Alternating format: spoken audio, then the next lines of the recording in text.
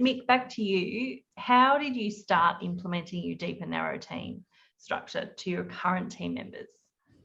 Yeah, quick truth bomb. I couldn't conference call until Jamie shared with me how to get out of being a client manager with some clients. So I quickly learned how to do it. Now I love it too. So yeah, again, I really started at the top of the structure and got my assistant client manager, or the person I had earmarked for that role, and started with them. And I guess even taking one step back from that though, I really had to understand the deep and narrow team structure, and I need to understand each role. So read the position descriptions of each role in the vault just to get a good idea of what each role should actually be doing. So then you're really well armed when you're having these discussions with the team, because they're going to bombard you with a few questions. Go, well, how does this work? Who do I report to? All of that sort of stuff. So I guess if you wanted, an action point, or the best thing to do from here would be understand the deep and narrow team and each role and the characteristics of each role. Yeah. And what do you look for when you're looking for a new candidate, Mick?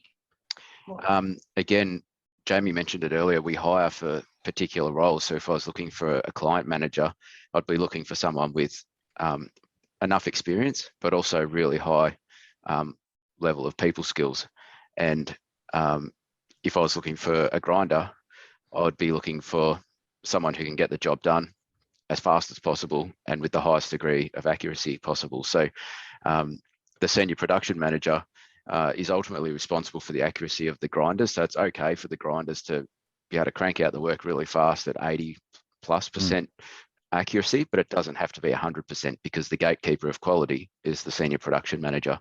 And then the senior production manager is, I reckon it's the most important role in the team myself, because, and someone said in the last clinic, the senior production manager's role is to love the team.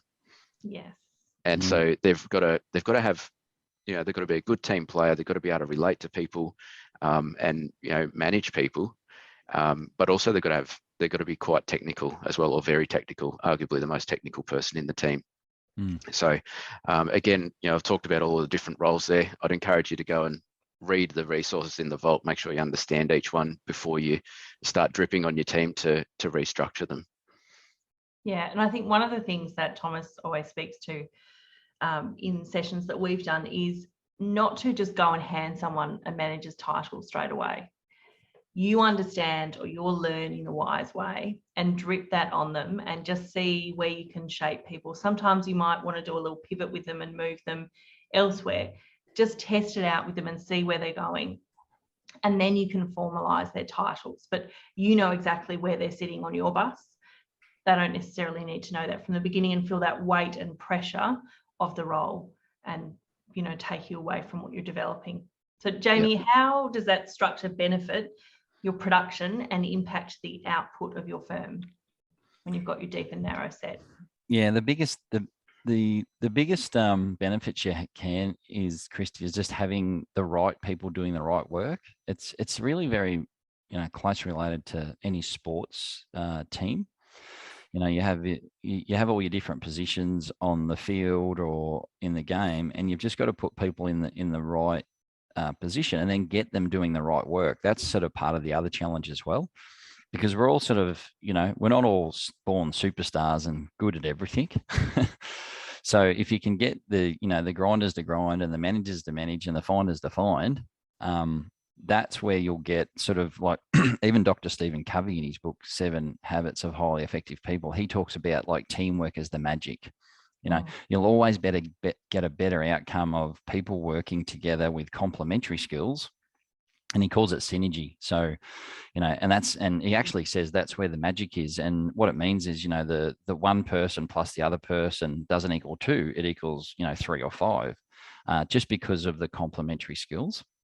And it's just that power of people working together and sharing ideas that you just, and we've seen it in business, we've seen it in, technology and, across all areas in life and business, that, I always say teamwork makes the dream work.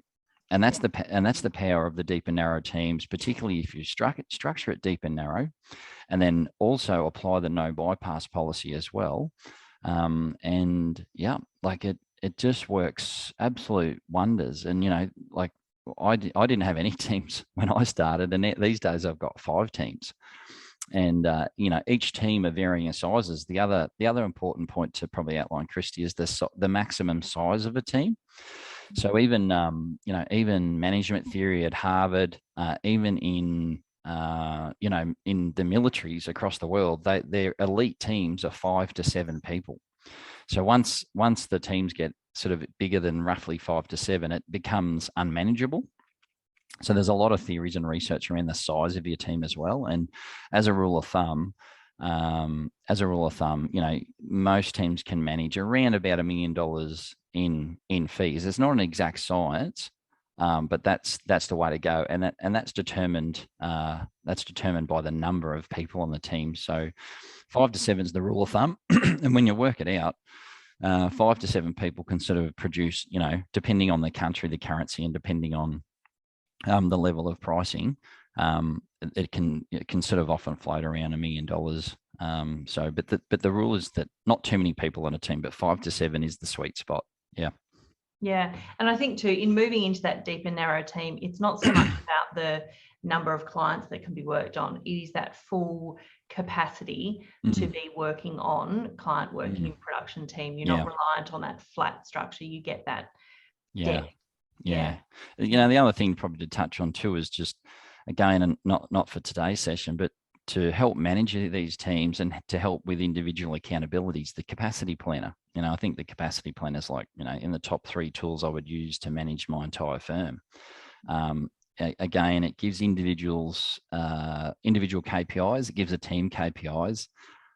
So it's just everything is a little bit interrelated, of course, but it's just important probably just to mention that too, for people to have a look at that when they get time as well. Yeah, absolutely. I think it's such an important thing, particularly in the first foundation planning session for new Wize growth members, isn't it? We're always trying to make sure we get to the capacity planner at the end of first 3-hour intense look at your firm, so that you know where you're sitting. And sometimes it can be a splash of cold water in the face, like, oh, don't need to hire more people and throw them at the problem. We've got plenty of people here. We just need to utilize them. And you can do more a bit efficiency of with it. And really see that clarity of where you need to put someone next and make those hiring decisions. And it's an awesome resource. No, that's right. Yeah, it's some over the last few years, I've seen some teams with massive too much capacity. They just got too many people and they didn't even know it. Then I would say that would be sort of the 10%. Then I'd say the other 90% would be most firms lack capacity. They just have all productivity the same. Everyone's too high, and that's the reason they can't grow. You cannot grow without spare capacity. So all good topics.